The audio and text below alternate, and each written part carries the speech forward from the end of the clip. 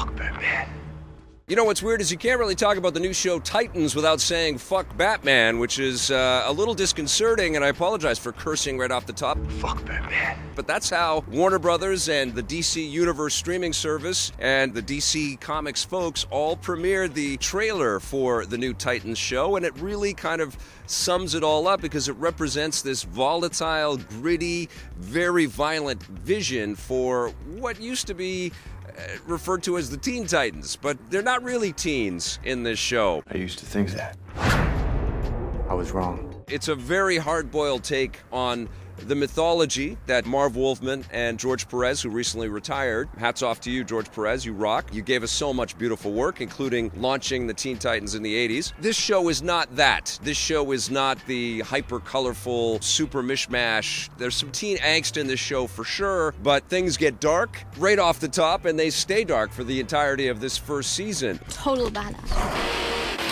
The show is put together by Jeff Johns, who's had a long career with DC, and he's worked with the entertainment division of Warner Brothers, bringing superheroes to the big screen and the small screen. He partnered up with Akiva Goldsman and also Greg Berlanti, who's got his thumbprints on all of the CW superhero work. So basically the pantheon of DC superheroes. And there are, in addition to Teen Titans that we know, like Robin and Starfire and Beast Boy and Raven, we also get introduced to the Doom Patrol, and we also get to see Hawk and Dove in this, and we get a Hawk and Dove origin tale. You know he always likes to make a dramatic entrance. Night out with the bad kids.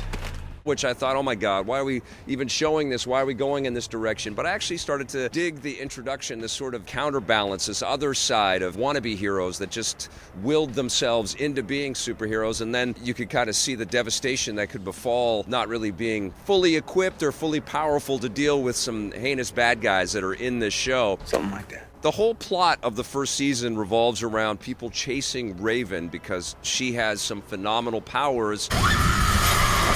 And everybody is kind of working to connect her with her father. The evil guys are all working to connect her with her father. There you are, dear.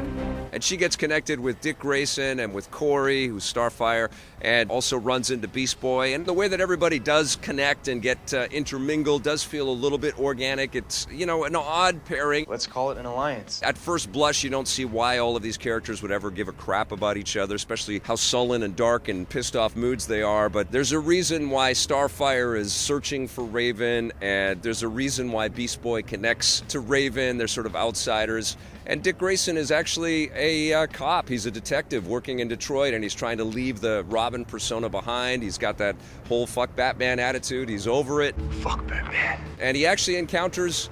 Actually, I don't want to talk about that. I don't want to spoil too much in here. Nothing bad's gonna happen to you, don't worry. Did I enjoy myself watching this show? I did, and it was captivating, and there are certainly episodes that are better than others. I think Brenton Thwaites is kind of the point guy on the whole thing. He's the leader of the Titans. He's the most mature member, and he's also got the training and the discipline and the fame. Everybody knows who Robin is in this universe. That's Robin. And Batman is referenced extensively throughout this. I'd really like to meet Batman.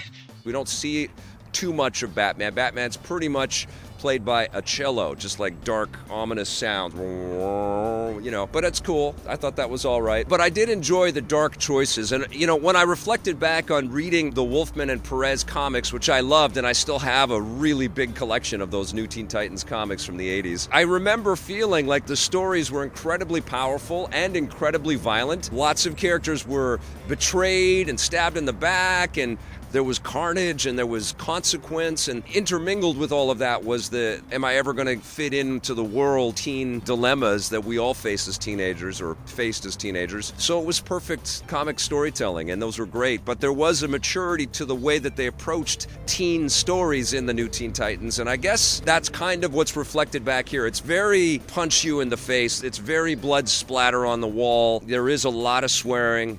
They make violence look like an art form.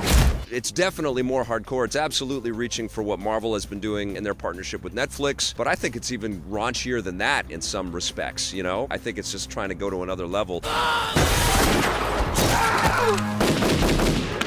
but I dug it. I still dug it, and I think that's because I enjoy these characters. I enjoy this mythology. I'm curious to see where they go now, because this is kind of the new origin story for these Titans, and there's a lot of questions left at the end. Some really big character reveals towards the end of the season. So it was very hard for me to stop watching this show, and I think that's testament to the quality of it. It looks good. It sounds good. The action and stunt sequences were pretty damn solid. Sometimes the characters grated on me a little bit, some of their choices, some of their costume choices, some of the wigs. But you know what? I think they've done a damn good job with this. I don't think it's better than The Flash. I don't think it's better than Arrow or Legends of Tomorrow or Supergirl. But I think it's distinct, and it's definitely worth your time if you're a DC Comics fan. Just be ready to plug your ears if you don't like the harsh language. Fuck Batman.